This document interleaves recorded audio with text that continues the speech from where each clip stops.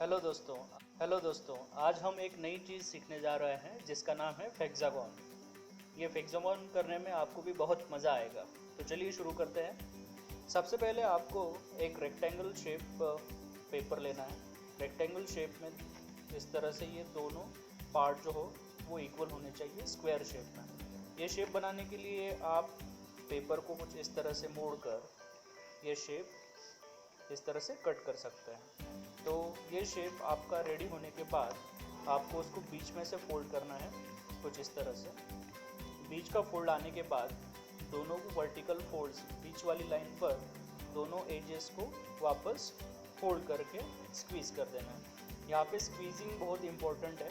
जितनी स्क्वीज़ आपकी अच्छी होगी उतना ही हेक्सागोन आपका अच्छा बनेगा। ये स्क्वीज़ होने के बाद, स्ट्रिप होने के बाद आपको उसको वापस बीच में फोल्ड करना है, वापस स्क्वीज़ करना है। इस तरह से आपको ये हाफ फोल्ड्स में स्क्वीज़ करते जाना है। जैसे ही आप ये स्क्वीज़ करते जाएंगे आपको कुछ 8 स्ट्रिप्स पैटर्न्स यहाँ पर मिलेंगे कुछ इस तरह से आपको ये स्ट्रिप पैटर्न मिलेंगे। ये स्क्वीज़ होने के बाद यहाँ पर आप मार्किंग कर सकते हो। मार्किंग करने के बाद आपको स्केल की मदद से कुछ इस तरह से यहाँ पर ये लाइंस ड्रॉ कर लेनी है कुछ इस तरह से। ये लाइंस पैरेलल होनी चाहिए और बिल्कुल edge to edge, point to the point. इस तरह से मार्किंग आपको यहाँ पर एज टू एज मार्किंग कर लेनी है। ये लाइंस बिल्कुल पैरेलल होंगी। ये कुछ आपको इस तरह से मिल जाएगा। ये मार्किंग होने के बाद आपको वापस दूसरी साइड से भी उसी तरह से आपको यहाँ पर एजेस या फिर मार्किंग या फिर लाइंस आपको पैरेलल लाइंस खींचनी है। ये बिल्कुल पॉइंट टू पॉइंट होना चाहिए।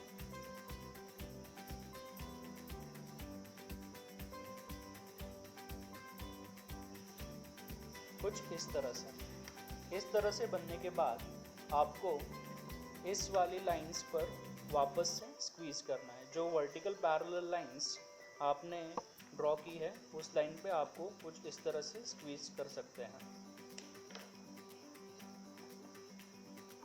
इस तरह से।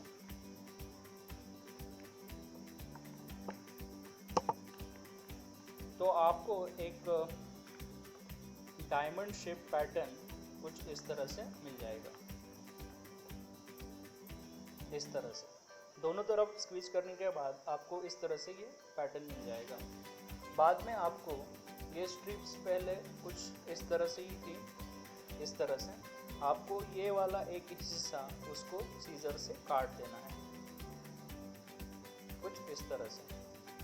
अभी ये जो पूरे 8 पार्ट्स बने हुए थे, अभी इसमें बचे हैं केवल 7 पार्ट्स। 1 2 3 4 5 6 और 7। अभी कांटे वाले हिस्से को दोनों एंड्स जो है वो आप कुछ इस तरह से जोड़ देंगे तो आपको एक ये ट्रायंगल शेप कुछ इस तरह से मिल जाएगा। ट्रायंगल की इस साइड्स को अंदर की तरफ दबा देना है, ऊपर भी और नीचे की तरफ। अंदर की तरफ दबाने के बाद वो जो वर्टेक्स पार्ट होगा उसको भी अंदर की तरफ दबाना है कुछ इस तरह से। अंदर दबाने के बाद आपका हेक्सागोन अंदर दबाते रहिए, हेक्सागोन आपका रेडी हो जाएगा। तो ये हेक्सागोन आपका रेडी हो गया है कुछ इस तरह से। इसको आप जितना अंदर की तरफ फोल्ड करते जाएंगे ये अपने आप फोल्ड होता रहेगा और ये करने में आपको मज़ा भी आएगा। कुछ हेक्सागोन्स मैंने पहले से ही बना के रखे थे। हेक्सागोन्स का आप जो है वो एज अ टॉयज़ या फिर एजुकेशनल पर्पज़ के लिए भी कर सकते हो। टॉयज़ में आप कुछ अलग अलग शेप्स वहाँ पर बना सकते हो।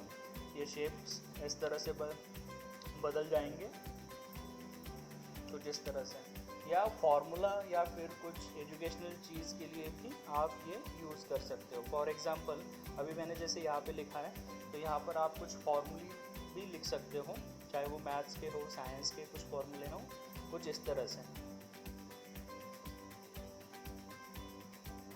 होप आपको ये देखने में मज़ा आया होगा, तो करने में भी बहुत मज़ा आएगा। आप ये करके देखिए। Thank you.